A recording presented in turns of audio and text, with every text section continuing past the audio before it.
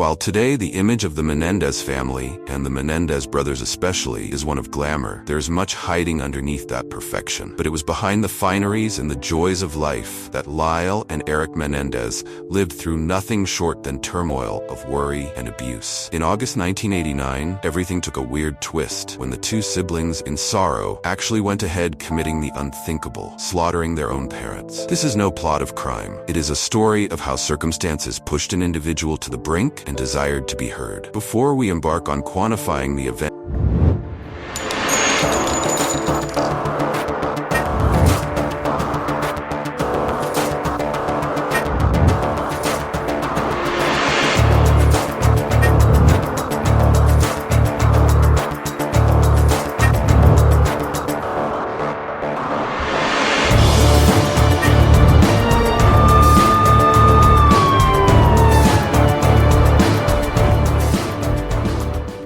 surrounding that ill-fated night, it would be proper to outline the events that became the catalysts for the brothers committing such a grueling offense against humanity. This paper seeks to present such a case that engages and heightens one's concepts of family, trauma, and the pursuit of justice. Simply prepare yourself for an odyssey that will not only shock you for its content, but for the very nature of the human experience it seeks to explain. Background of the Menendez family. Lyle and Eric Menendez spent their childhood in Beverly Hills, California, and appeared to have a perfect family. Their father, Jose, was a rich businessman, while Mary Louise, also known, was a housewife as well as a retired actress. The family was in a lavish mansion and made use of several amenities. But this was just wealth that was superficial, as the family was fundamentally dysfunctional. Boys in such households are often the victims of the burden of doing well and protecting the family name. This pressure made family relations rather strained at all times. Normal childhood for the boys, which was likely to be filled with fun, was paved by the fear and trauma, which was a recipe of the tragedies even before they came. They were conspectus, which heavily contributed to how they related to people and the steps they would make once they became grown-ups. Reports of abuse. As the siblings grew older, they began to disclose more about some of the more unpleasant aspects of family life. Both Lyle and Eric claim they have been victims of physical and sexual abuse by their parents for several years. They painted a picture of a state whereby they were always on the edge and totally helpless. Eric put forth that his father used to threaten and manipulate him, and this left him distressed. These were quite surprising, since they portrayed the Menendez family in a totally different way from what the public knew. The brothers' version of events changed during trial, and their focus on the issue of abuse provided an opportunity to initiate serious discussions regarding family relationships and emotional impacts also on individual members. It is important to know their history, because it would help one understand the reasons behind certain actions or kind of emotional state that these people went through. The murders. On that fateful Sunday in 1989, August 20th, the Menendez brothers perpetrated an astounding crime.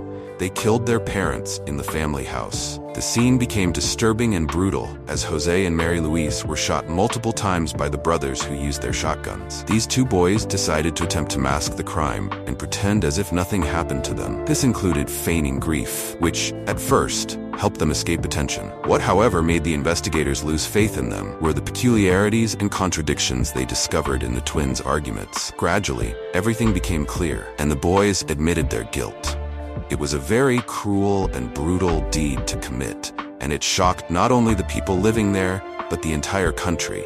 And it posed the question of what sort of situation made these boys commit such acts of violence. The trials. The Menendez brothers were always going to be media fodder at any time due to the circumstances surrounding their trials. The first trial kicked off on 1993, but ended up being declared a mistrial as the jurors could not agree on the decision as a united body. This outcome paved way for a second trial that much later commenced in 1994. In the second trial, abuse became the main issue during the defense of the brothers. They consulted with clinicians to characterize the psychological distress and trauma they received in their childhood. The prosecution maintained that murders were well planned, whereas the defense side tried to prove that the brothers acted under duress and in a state of panic. The trials were full of engaging witnesses and experts, which had many implications, including issues of family violence and constructions of mental illness and justice, judgment and punishment. In 1996, following a sensational trial, Lyle and Eric Menendez were convicted of first-degree murder. Their conviction was contentious because it was popular belief that the abuser was not held fully accountable in this prosecution. They were both reprimanded in March of the same year and given a life sentence without the possibility of parole. This extreme punishment led to controversy over the issue of justice and the response of the law towards abuse victims. Some of them clamored that the brothers were indeed as they were because of the trauma they had endured, and all the more, it was less sane to blame them for what they did. The situation particularly raised timely issues of who is responsible and family structures because of the triggering discourses of abuse and how such abuse is approached within society. Active advocacy and public discourse. There has been an increasing interest in the Menendez brothers case in recent times. Many social influencers such as Kim Kardashian have come out in support of the brothers and have called for the reopening of their case. Most of them feel that the trials were unfair because they did not provide the full extent of the traumatic experience which they have gone through, and thus were not given a fair chance. This movement has called attention to the more general problems of domestic violence as well as deficiencies of the legal system in relation to the matter. Supporters of the movement argue that it is crucial to comprehend the actual historical background of the brothers before any justice is served. The ongoing campaign addresses the issues of their case and promotes the understanding of the complexity of mental health, abuse, and justice. The issue continues to stir conversations and opinions, showing how what transpired still matters in conversations on justice and redemption. Thank you for joining us as we uncovered the tragic case of Lyle and Eric Menendez. Their story serves as a powerful reminder of the complex realities surrounding family dynamics and the effects of trauma. It's crucial to understand the signs of abuse and support those who suffer in silence. We encourage you to share your thoughts and reflections in the comments below. If this discussion resonated with you, please like, subscribe, and turn on notifications for more compelling stories. Your support plays a vital role in raising awareness about these important issues. Until next time, take care and stay aware.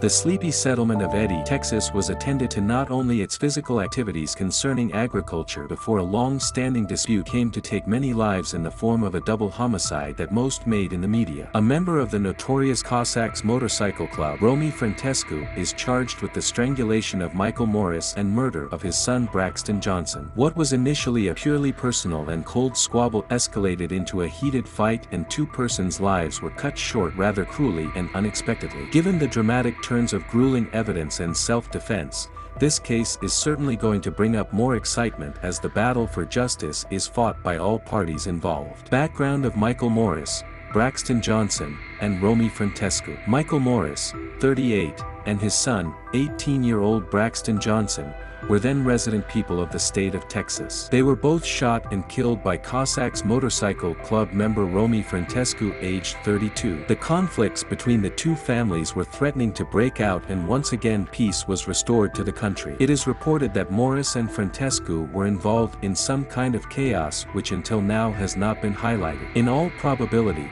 there were enough reasons.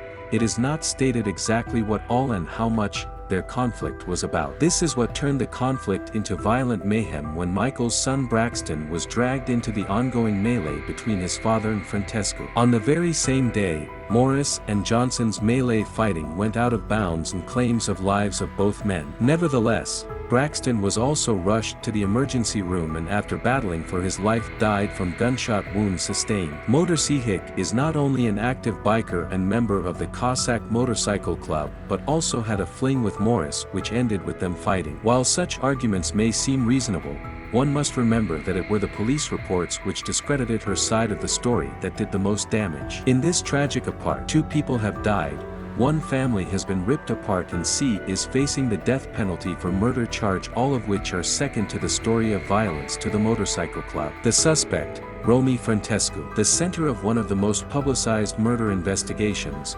Romi Frentescu, age 32. She has been a prominent member of the Cossacks Motorcycle Club, and her involvement concerns a personal vendetta with victim Michael Morris. The Cossacks Motorcycle Club is referred to often as a violent gang with a history of gang activity. This history encompasses a violent confrontation that occurred in 2015 between the Cossacks and the Bandidos gang. Frentescu's ties to this gang have raised eyebrows concerning Frentescu's case, considering the club's violent history. The hostility between Friend and Morris had been simmering all along until the latter proved too much of a risk for both parties. Frentescu argued that he had acted in self-defense and that he was falsely accused because of the club that he was part of. Policemen are now reviewing his statement since, in some cases, Frentescu did not show any signs of being assaulted and there were contradictions in his story. Suddenly, after 2 deaths and after accusing Frentescu of first-degree murder, the case is now gaining more notoriety, not only because of a personal grudge but also because of a member of an infamous motorcycle chain extending the violent episodes. The conflict between Frentescu and Morris. The discord between Romi Frentescu and Michael Morris was not new, having its roots in the ongoing time. The strained relationship took a drastic turn due to the shooting, which made Morris drive towards Frentescu's home and wind up raising his middle finger towards him. This seems like a small act of disrespect, however, added a lot more heat to the already every hostile atmosphere amongst them. Stress aside, it is known that there exist some unnerving gaps in the account of how these individuals have fallen out with each other. Suffice to say that it was not a matter any of the parties could brush off, since it turned into bloody tragedy. Morris and his boy Braxton Johnson are deceased. This encounter illustrates how unresolved issues can evolve into life-threatening situations in case there are strong emotions, especially if both sides have a mutual animosity. What was initially turning into bad blood between personal relations of the two parties has ended up in an avalanche, which left families in ruins and Frentescu facing legal battles. But in the case of this unfortunate event, there seems to be a constant that the cause of death was due to a restriction that has feasted and interceded for years. The shooting, details of the double murder. It is reported that during the incident, Romi Frentescu fired a weapon multiple times and in the process, shot and killed Michael Morris and gravely injured his son, Braxton Johnson. Some of the neighbors even say that they heard them plural shots fired and even saw Frentescu with a gun running around after the shooting. Both men were found at the scene of the bloody massacre and Morris was declared to be dead. Johnson was taken into the emergency room where sometime later he succumbed to the injuries sustained. After the incident, Frentescu used a telephone, or rather called an emergency service, and immediately stated that he had been shot, thus making an explanation about self-defense. The officers had some doubts of Frentescu's story.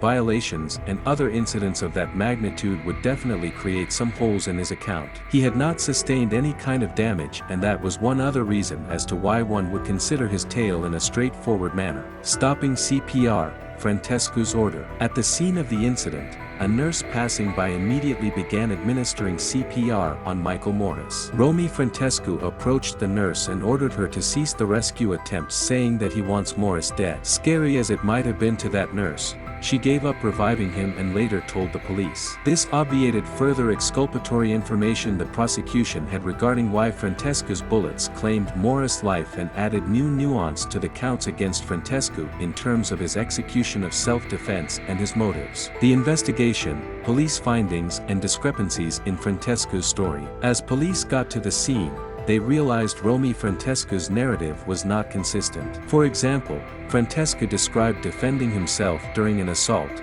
but no signs of physical trauma were observed. In addition, the investigators found a new blood spatter on a car located at the crime scene which did not fit in the chronological order provided by him. Such contradictions in the facts presented by Frentescu cast doubt on his claim of a self-defense. Because of the conflicting evidence, the police charged Frentescu with murder, feeling his account was questionable. Legal proceedings, charges of capital murder and current legal status. It has been reported that Romi Frentescu is being charged with 2 counts of first-degree murder for the killings of Michael Morris and Braxton Johnson. Now she is in McLennan County Jail in bonds set at $1 million. Should she be convicted of her charges, the penalties would subject her to life imprisonment at the least or the death penalty at the worst. In these proceedings, however, determination will be based based on other forms of evidence to include eyewitnesses, forensic materials collected and anything else that bears on the issue. All these aspects will help in determining the verdict to be given concerning whether Frentescu is found guilty or not. Thank you for joining us as we delved into the gripping and tragic case of Romi Frentescu, Michael Morris, and Braxton Johnson. This heartbreaking story serves as a poignant reminder of how quickly conflicts can escalate, with devastating consequences. We invite you to share your thoughts and reflections in the comments below. If you found this story meaningful, don't forget to like, subscribe, and hit the notification bell for more important cases. Together, we can raise awareness and work towards a safer, more compassionate community. Stay safe and take care.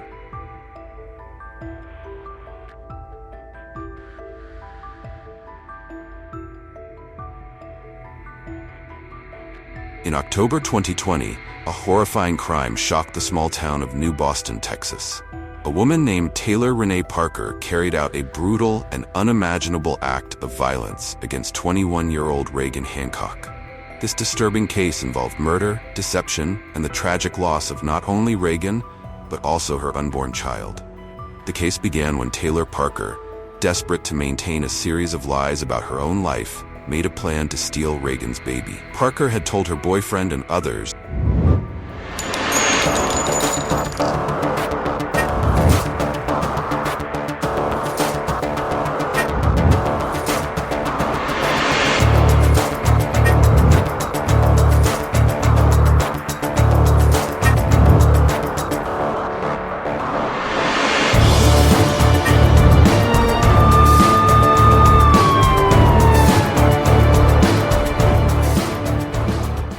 that she was pregnant, even going to great lengths to fake her pregnancy.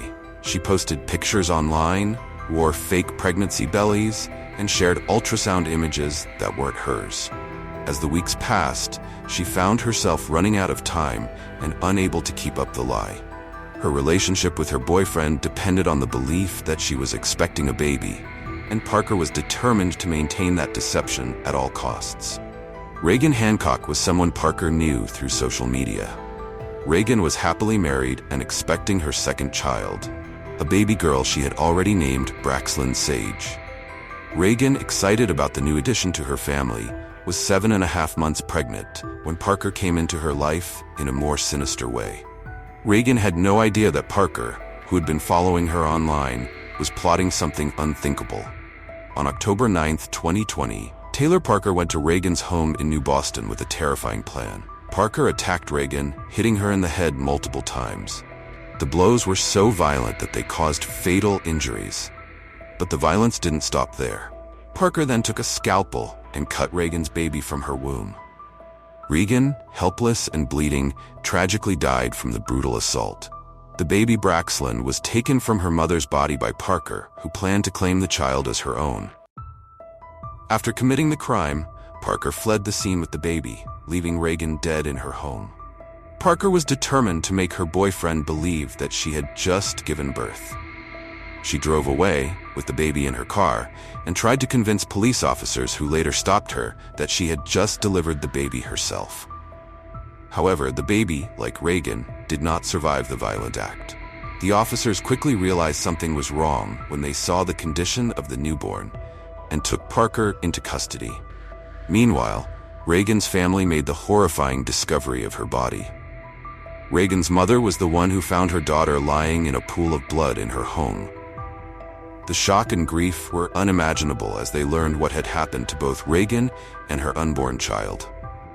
The town of New Boston, a close-knit community, was left in disbelief that such a horrific crime could happen to one of their own. Parker was arrested and charged with capital murder and kidnapping. During the investigation, it became clear that Parker's motive was rooted in her lies about being pregnant. She had been desperate to convince her boyfriend and others that she was expecting, but as her supposed due date approached, her desperation turned into deadly action. Prosecutors painted a chilling picture of a woman willing to go to any lengths, including killing, to keep up her facade. The trial that followed brought forth many disturbing details. Parker's elaborate efforts to fake her pregnancy, including the use of social media, ultrasound photos, and even attending a gender reveal party, shocked everyone. Her lies had spun so far out of control that murder became her only way out of the corner she had backed herself into. In 2022, Parker was found guilty of the brutal murder of Reagan Hancock and the kidnapping that led to the death of Reagan's baby. The jury did not take long to convict her after hearing the overwhelming evidence against her. For her horrific actions, Parker was sentenced to death. The sentence brought some sense of justice to Reagan's grieving family, though nothing could ever truly heal the deep wounds left by this tragedy. Reagan Hancock's life was cruelly cut short, and her unborn child never had a chance to live. The case is a heartbreaking reminder of the darkness that can sometimes hide behind seemingly normal lives. Parker's actions were driven by selfishness, lies, and desperation, and the community of New Boston will never forget the tragedy that claimed the lives of Reagan and her baby, Braxlyn. Today, Reagan's family continues to remember her as a loving wife, mother, and daughter. While justice was served, the loss of 2 innocent lives is a wound that will never fully heal. This case serves as a grim reminder of how deception and desperation can lead to unthinkable acts of violence.